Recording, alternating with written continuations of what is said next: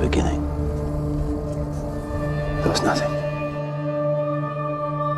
Nothing but the silence of an infinite darkness. But the breath of the Creator fluttered against the face of the void, whispering, "Let there be light." And light was. If you wanted to put together an account of exactly what happened from the moment of creation until the flood, you would have to go to Genesis. Genesis would tell you that God creates the heavens and then the earth, and then eventually man gets wiped out by this giant flood.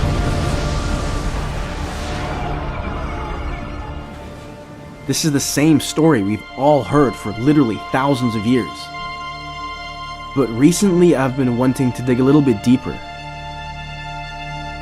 Well, something caught my eye when I was reading the Bible one day. It was this strange word I had never seen before. In Genesis 6:4, it talks about a time when these Nephilim used to live on the earth. So the Nephilim is this kind of mysterious subject that kind of pops up throughout the Bible. It's this ancient race of giants that used to live on the earth. These were actually the sons and daughters of fallen angels. You see, these Nephilim actually have an origin story, but their story is only found in a certain book, and it's called the Book of Enoch. The Book of Enoch is really part of a larger story. It explains the context of how humanity fell into sin. It paints you this picture of exactly what is going on in the background of these biblical stories like Noah's Ark. You see, once upon a time, God literally floods the entire earth, and it really makes you wonder, what did men do to deserve such a detrimental fate? You see, I suspect we've overlooked something, a major detail which ultimately led to the drowning of an ancient world. I truly believe something huge happened 4,500 years ago, something which has left mysterious traces all over the world. The story of Enoch takes place in ancient Mesopotamia, in the very early stages of humanity. God had sent these angels to keep watch over the earth, and they were called the Watchers. As humanity begins to expand, the daughters of men would start to multiply exponentially. They were truly gorgeous, and as these angels kept watching over Earth, they start to get lost in the beauty of mortal women. The Book of Enoch explains that Samyaza, their leader, would gather up all of his angels to divulge this plan to go down to get for themselves wives. However, the consequence to illegally interacting with women would be absolutely detrimental, and they were very much aware of that fact. So Samyaza is worried. He was worried that for such a horrendous crime, he alone would suffer the punishment because he was the leader, you see. So in an effort to make himself feel a little bit less alone in this terrible endeavor, he actually binds himself and all of his angels together in this most mysterious oath. This oath would tie them together in both the blame and the consequence that was to come from this. Not much else is known about this strange oath, but with this in place, they were finally ready to embark on this most despicable mission. After the angels come down from heaven, the world plunges into absolute chaos. The Watchers had found their wives and had finally consummated their marriages, but the fun wouldn't last very long. Because it would be to their complete shock that the offspring of this unnatural relationship would be these abnormally large babies, half angel, half human hybrids who would end up growing to be 300 cubits tall. They were fierce, aggressive, and extremely strong beings, and they were exactly what the Bible is talking about in Genesis 6:4. Now, why is this important? Because there is a whole backstory that we have completely forgotten about. And to be fair, Enoch is not biblically canon, but let me ask you this question. Where do demons come from? You see, the average Christian just thinks that anything demonic is just fallen angels, and that's because of Revelation 12:9, where it talks about this great dragon, Satan, who was the deceiver of the whole world. But it never specifically says that this is where demons come from.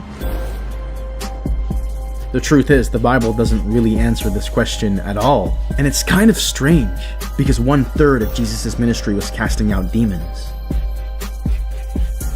Well, if you go a little further in the Book of Enoch, now you start getting to the truly mind-bending stuff. These giants weren't created by God. Their souls weren't registered in heaven, so there would be no such thing as heaven for a giant. So in the end, when the Nephilim would die, their souls would be bound to earth to wander as evil spirits who oppress man. These Nephilim would ultimately become what we would know as demons today. Now, mind you, this was common knowledge 2,000 years ago. The Book of Enoch is, again, by no means canonical, but it was a verbal story that was passed down by generations. And people knew this story because obviously it answers a whole lot of questions. But this brings me back to my original inquiry. Once upon a time, God floods the entire earth.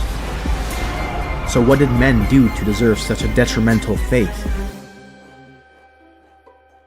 Don't get me wrong, sin was already here on the earth, but after the fallen angels came down, sin became rampant everywhere. And it really starts with the wives of those angels. You see, in a relationship, people tend to talk. Over time, as these relationships continued, these angels would end up revealing these heavenly secrets. You see, after all, these were immortal beings who were there when the earth was created. These angels had known hidden knowledge about our reality that we can only describe as magic. So when this hidden knowledge was passed down to humanity, this would defile entire generations, separating them even more from God. But this is only the tip of the iceberg. It actually goes much, much deeper than this. I mean, God flooding the entire earth is such a personal and severe consequence. I never really understood why God would ever do such a thing, until one day I find out about this thing called the Dead Sea Scrolls. Scholars at the Hebrew University in Jerusalem undertake the painstaking work of piecing together bits of ancient biblical scrolls found in a mountain cave near the Dead Sea. It's probably one of the most significant discoveries of the 20th century. After this kid stumbles in this cave by the Dead Sea, he ends up finding these 2,000-year-old scrolls. These scrolls contained a whole variety of ancient writings, but what really captivated archaeologists was the biblical texts. See, eventually, as they looked through these different scrolls, they end up finding this most interesting book. It's literally, no joke, called the Book of Giants. And the reason this book is so curious is actually not because of its name, but because it actually gives us a look into what exactly was happening before the flood. So the Book of Giants starts off with the fallen angels coming down from heaven. It sets the scene by telling us how they bring both knowledge and havoc. The fallen angels exploit the fruitfulness of the earth, dominating over every single living creature and plant in the world. The story then talks about how the angels choose various species for miscegenation. Miscegenation, to put it simply, is crossbreeding. In other words, genetics. And in this book, it literally says that these angels were creating giants and monsters. There actually is a 2,000-year-old book about cross-species genetics, and they found it in a cave. See, if the story is true, then no wonder that we have all these false gods and mythical creatures. The fallen angels had genetically engineered beings that humans ended up worshipping. And this is where we went wrong. After idolizing these new creatures, the fallen angels, the Nephilim, these monsters, they became our new gods. But of course, it doesn't stop here. This is where we get the weird half-and-half mythical creatures that you keep seeing throughout history. But if you really pay attention, you'll notice that a lot of these mythical beings are part human. Think of centaurs and minotaurs. Look at ancient Egyptian art. They often depict this half-animal, half-human being. Now, this Book of Giants really does insinuate that humans took place in this crossbreeding one way or another. But what absolutely confirms this is actually in the Bible itself. In Leviticus 18, it talks about this previous nation that was wiped out because of their sexual relations with animals. Leviticus 18 says, "Do not have sexual relations with an animal. Do not defile yourselves in any of these ways, because this is how the nations that I am going to drive out before you became defiled. Even the land was defiled, so I punished it for its sin, and the land vomited out its inhabitants." Now, in Jude, it literally references the Book of Enoch as an example for why God wipes out Sodom and Gomorrah. Again, it was because of sexual immorality and going after strange flesh. And the angels who did not keep their proper domain, but left their own abode, he has reserved in everlasting chains under darkness for the judgment of that great day. As Sodom and Gomorrah and the cities around them, in a similar manner to these, have given themselves up to sexual immorality and gone after strange flesh, are set forth as an example, Suffering the vengeance of eternal fire. This strange flesh theme, this crossbreeding theme, has a very obvious connotation of genetics and DNA. You see, God wanted to keep humanity's DNA absolutely pure.